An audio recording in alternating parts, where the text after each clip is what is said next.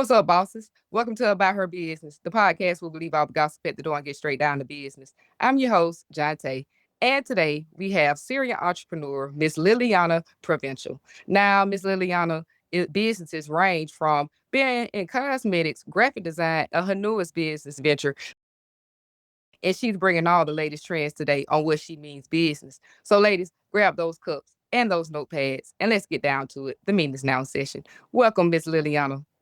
Thank you. Thank you so much for having me. Thank you so much for being here. So are you ready to get into it, Miss Liliana?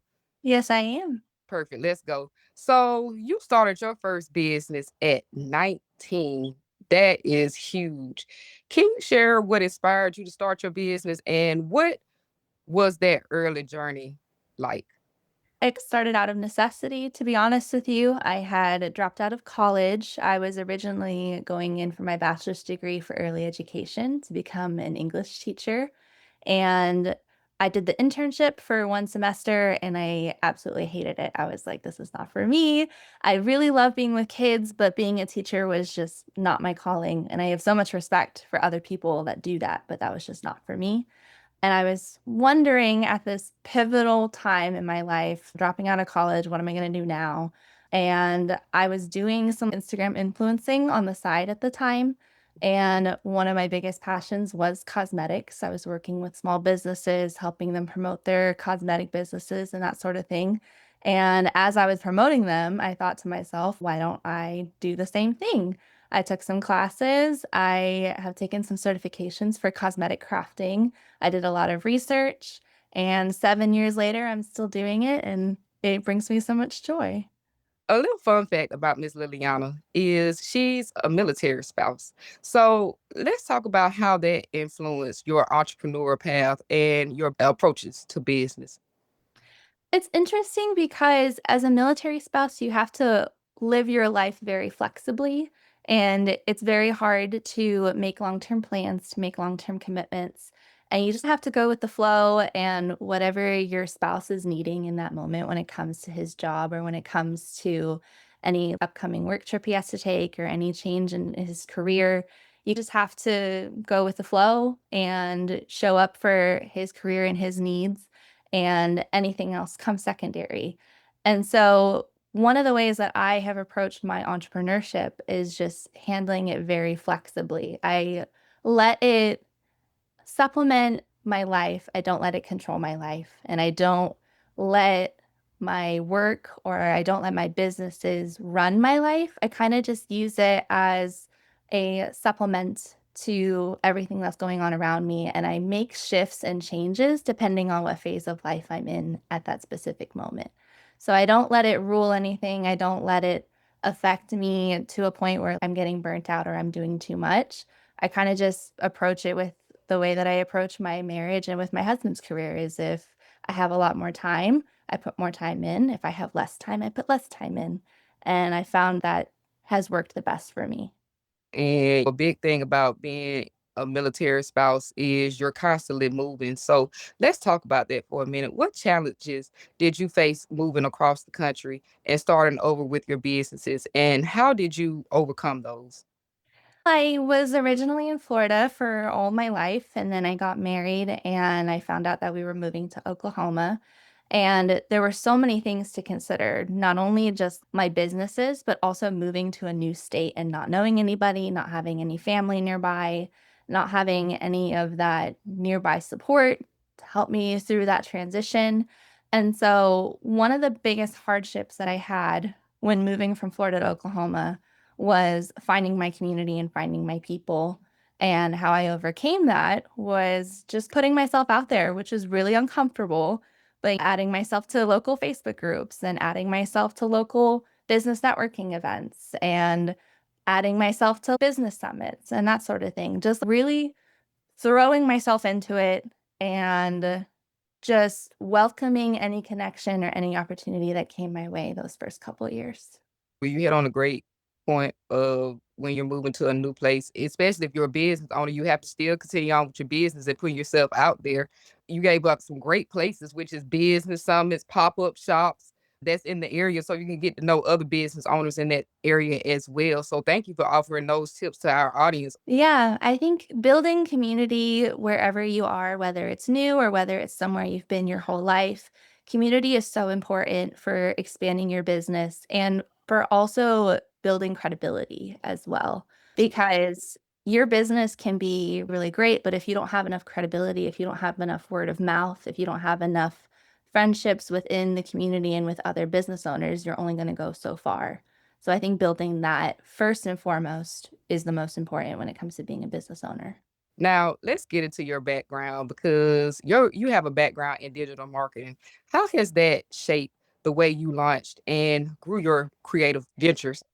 It's so interesting because there's so many parallels between being a military spouse, being a marketing expert, and then also being a business owner. At the core of all three of those things, it's all about being adaptable because things are constantly changing and shifting all the time. With marketing, you do have your core principles. You do have your like specific core things that you follow, but marketing is shifting all the time, whether it's trends, whether it's platforms that are becoming more accessible or more popular than other platforms, whether it's certain marketing mediums like print and commercial that are no longer being as relevant as, say, social media marketing. You always have to be adaptable. You always have to be flexible and take in new information and take in new ways to approach things. And then, same thing with like business and with my military spouse life. So, having that degree and that background in marketing just taught me how to be more adaptable with everything, with my life, with my business, with the way that I market myself, with the way that I approach connections, just always going with the flow and always moving on to the next thing. Now, she has several creative pursuits. And y'all, I just told you it ranges from cosmetics, graphic design. She even does illustrations and poetry. So let's talk about how do you decide which ideas to pursue and which ones to set aside. With all 3 of my business models, they have different short-term and long-term goals, and so it gives me a lot of flexibility with when it comes to cosmetics, for instance. Doing a product launch can take several months, even years at a time, and so that's more of a long-term goal. I can do very small steps throughout those months or throughout that year that it takes me to prepare for a launch, and I can just do these small implemental changes towards it. Whereas with graphic design and illustration, it's really just based on my client load during that month, which I can set for myself. And those are all very short term, immediate goals that I can plan out and strategize each month. And I can work that in if I have a product launch at the time or if I have a book coming out. And I can just take on my workload as I see fit. So it's never always doing a bunch of work all at once and then silence. It's always small strategic moves each month that are building up toward longer goals and that are keeping my short term goals moving. It takes time. It takes researching the products, finding out what's in those products, seeing if you agree with those products. You have testing and things like that before it's actually launched. So thank you for letting everybody know that it's not a literally you start on Friday and launch on Sunday type of thing. No, not at all. There's so much that goes into especially making them all by hand, which is what I do.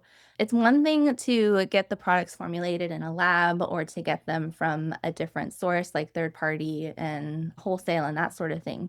When you're making everything by hand, there's a lot of trial and error, there's a lot of experimentation, there's a lot of product testing, and you also have to figure out expiration dates. And when you're doing that all on your own, that's not something you can just come up with in a few days. So there's definitely a lot that goes into it. It's a very long-term planning process, and you have to do these short-term measurable goals that will get you through that long term until the end. And speaking of processes, can you walk us through a process of building your brand from scratch? Either one of them, it doesn't matter, in a new state and establishing a presence in your market. I can speak on my poetry business because I did start that here in Oklahoma. I did start that almost a year ago now, which is really exciting. One of the ways to best start a business from scratch is figuring out who your target audience is and who you're serving.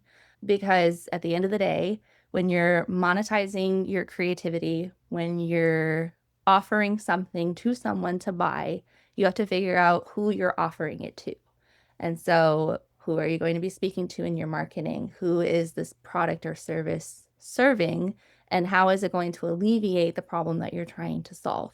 Once you have all of that figured out, it just like snowballs from there because there are so many great resources out there to help figure out what colors to use and what fonts to use for that specific target audience that you're reaching. And just figuring all of that out. But at the core of building your brand from scratch, very first and foremost, you have to figure out who you're serving, who are you speaking to, and then after that, everything else just takes effect from there. Now, how do you balance being a mom with working with multiple creative projects? And can you offer any strategies that have been particularly effective for you? It's a daily practice. I'm not gonna say that I'm perfect at it. I'm not gonna sit here and lie to everybody that I have a great balance with it. I honestly don't. It can be very challenging to balance the people that you love with the thing that you love to do. And especially if you're a very passionate business owner and you have a deep love for what you do, it can be very hard to balance that with also having a personal life because you just want to give all of yourself into your business and you don't know what boundaries to have. You don't know how much to give. You don't know how much to take.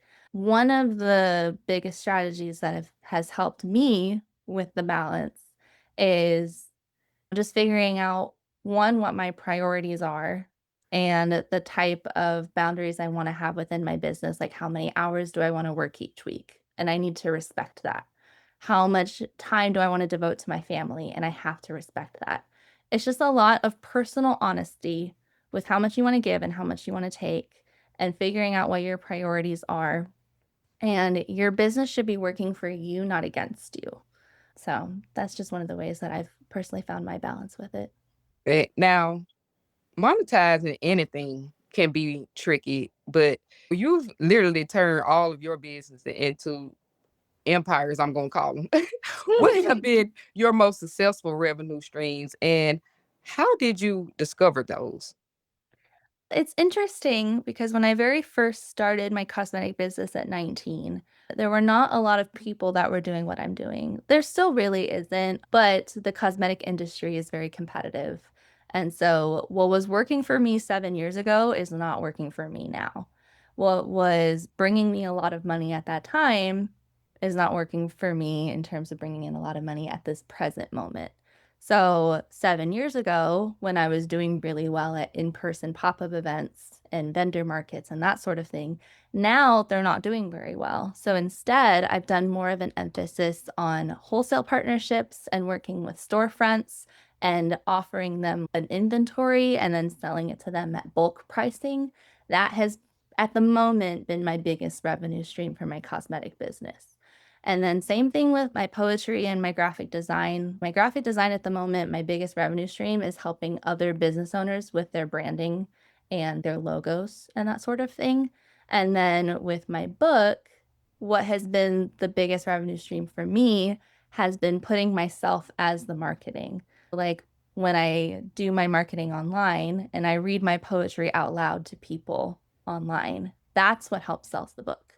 Whereas with my cosmetic business, if I give my cosmetics to influencers, that's what's going to help sell the cosmetics because there's those other people providing credibility for my cosmetics. So it's all about different marketing strategies. All three of my businesses have different target audiences. All three of my businesses have different revenue streams and different approaches. And figuring all of them out and staying flexible as they change over the years, it's a constant practice for sure.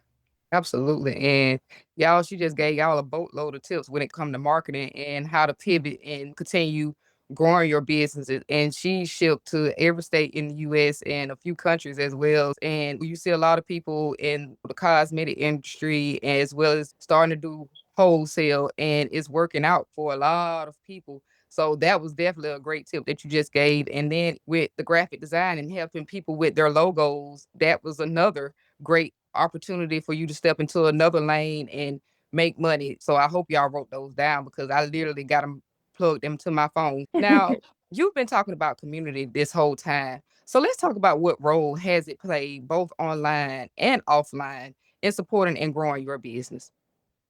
Offline, I have really built a community here in terms of working with other small business owners specifically.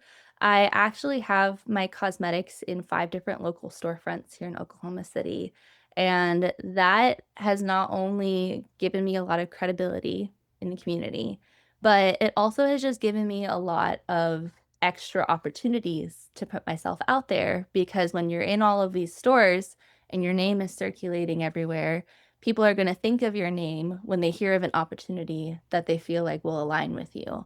And so, even if you're like putting yourself out there in these communities and you're not seeing anything right away, the fact that you're just showing up, that you're just getting your name out there, that you're handing out your business cards, it's going to remind these people of who you are when they do hear of an opportunity that they think you will appreciate. And so, offline, that has been one of the biggest pillars of building community is just having my name in their mind whenever they think of anything cosmetic related, whenever they think of anything branding related. I have so many of my local small business friends that will tag me in a post anytime they see someone asking for a logo designer. And I haven't even been doing it that long. I've only been doing the logo design stuff for a year and a half. And so the fact that so many people, when they see that and they think of me, that just means so much to me.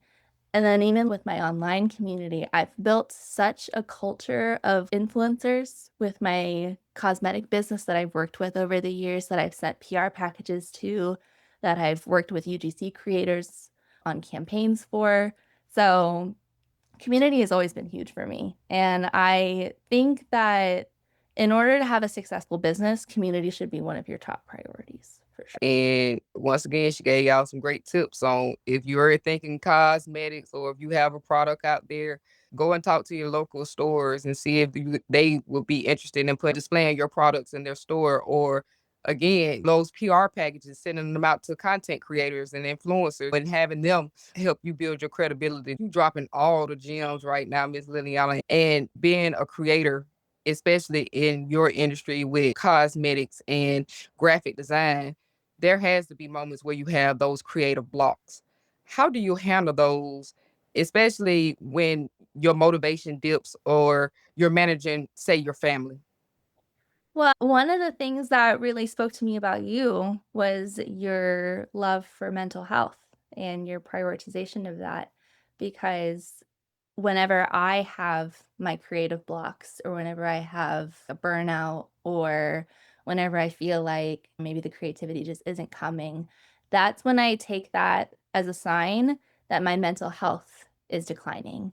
And that's when I make that my priority in that moment. Because at the end of the day, if you're struggling mentally, if you're struggling spiritually, if you're struggling with anything internally, then that's going to affect your creative output and it's going to affect how effectively you show up for your businesses and how effectively you show up for the people that you care about and all these other things. It sounds so cliche, but when they give you those plain seminars on the airplane, I thought about this because I was on my honeymoon, and they tell you to always put on your mask first before you help someone else. That can be applied to literally everything in life. It can be applied to creative burnout. It can be applied to maybe you feel like the passion is dipping and you're no longer feeling like you're in it and you don't know what to do, or you're feeling just depressed and you feel like you have no motivation or you feel like you're not moving forward. Giving yourself the space to address your mental health and to care for yourself and provide yourself self care will allow for the creative output to flow more effectively. And you won't be able to care for anyone else or care for your business unless you take care of yourself first. When you are taking care of yourself, don't distract yourself. Be present with yourself. Be present with how you're feeling. Be honest with how you're feeling. Don't just turn on the TV or turn on your phone and distract yourself from how you're feeling, because then that creativity is not going to flow. It's not going to come from a place of authenticity or from true healing, true addressing. So that's just my 2 cents Absolutely. on that. You know, building those habits, especially with our mental health, because every entrepreneur go through those moments where we doubt ourselves and you feel like this isn't the job for us. But those of us that choose growth over quitting, let's talk about that for a minute. In terms of growth, what skills or habits have been most critical for you as a young entrepreneur navigating multiple industries? Just like I said before, a lot of honesty, a lot of rest, a lot of prioritizing things and creating boundaries for myself, not overworking myself, not giving too much if I'm like running on empty. Because when it's your business, it comes from you. It's not coming from anybody else. It's coming from your battery, your energy, your creativity. And so, in order to properly set yourself in whatever industry it is that you're working in, you have to be completely honest with yourself and the amount of effort and energy you have to give. And you also have to set very firm boundaries about what you will give and what you will receive. And yeah, that's just been one of the biggest pillars of all of my entrepreneurship that I've done over the last 7 years. It's just a lot of brutal honesty with myself about when I need help or about when I don't feel qualified to do something, and then I can bring somebody else in, or if I'm giving too much and I need to take a break or I need to take some time for myself, just being honest enough to do that. Because with business, it's all very ebb and flow. Some seasons are very busy and some seasons are not so busy, and that's okay. And just not giving yourself a lot of pressure regardless. And we've been talking about success and how successful all three of your businesses have grown over the years. Now, I want to ask you personally, how do you measure success and how has that evolved since starting your first business? When I very first started my business, I focused a lot on financial success. How much money was I making every month? How many people were showing up to my website every month? How many orders was I making? How many people were spending money on my business? That was my primary focus at the time because you're young and they tell you to always look at the numbers, always look at the statistics. But now that I have been in this for so long and I have been putting myself into the community over the last 3 years here in Oklahoma. What I define as success is a sense of peace, first of all, that my businesses are serving me and not working against me. And then also that I'm fulfilling my passion and my purpose because when I started my business, I started it out of necessity. And now I don't have to do it out of necessity anymore. I do it from a place of love. I do it from a place of fulfilling my passions and fulfilling my creativity and giving more to the world than what I take. So that has been my personal definition of success with all three of my businesses. It doesn't really matter how old or young you are. You start off and you're looking at those numbers. And it's just like, I've invested so much and I've only made so much back. And a lot of people quit in those moments, but again, choose growth, starting to find their purpose in it. And it was another great point. It's your passion, it's your purpose, and just bringing that joy. And again, building that community, that is priceless. Like literally being able to put a smile on somebody's face or give them a lipstick or lip gloss for the first time and they feel pretty. That literally changes your mindset and makes you feel like you really have a purpose out here. It doesn't become about money no more. So you got to find the purpose in what you're doing. Exactly, and the money does matter, obviously. We do wanna make money out of what we're monetizing. That's an underlying goal, of course. But if that's the only focus, if that's the only way that you are defining your success with your business, then you're always going to be disappointed. Talk to the people, Miss Liliana. Talk to them. Now, y'all, we've come to the end of today's episode. We always leave with a legacy. And I give you a couple of minutes to think about this.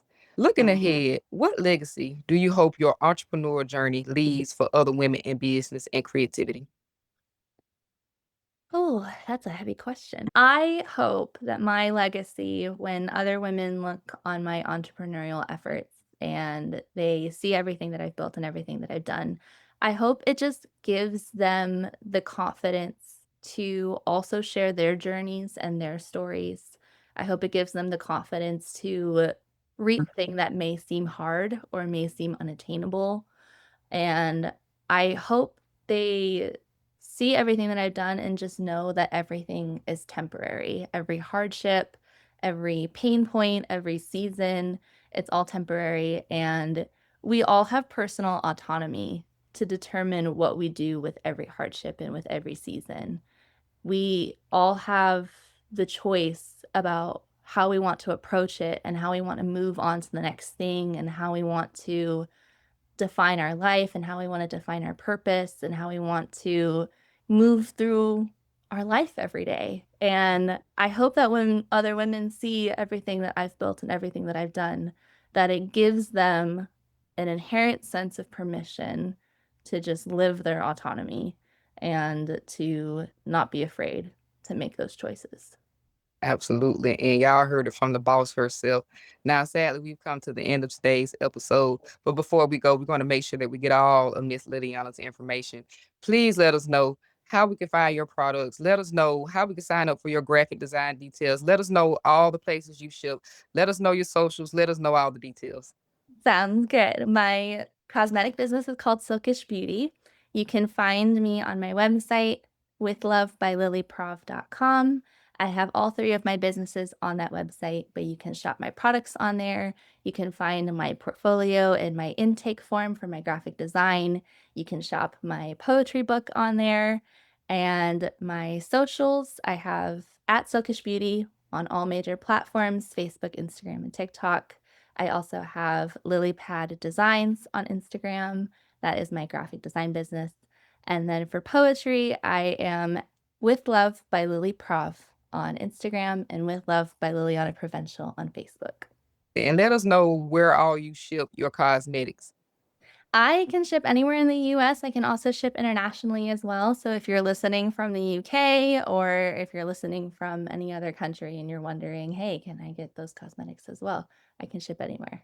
So she can ship worldwide, y'all. Any last words before we adjourn today's meeting, Miss Liliana?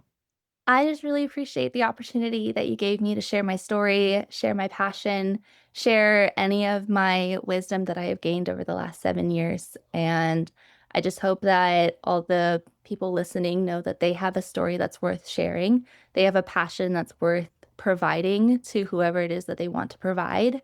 And don't let anything hold you back from sharing that or providing that. And with that, ladies, today's meeting is now adjourned.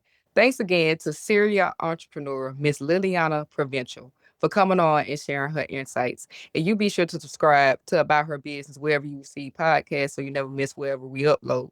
Also, leave me some comments down in that comment section on which industry you think I should interview next. Until next time, keep those goals tight, that circle tighter, and that bank account growing.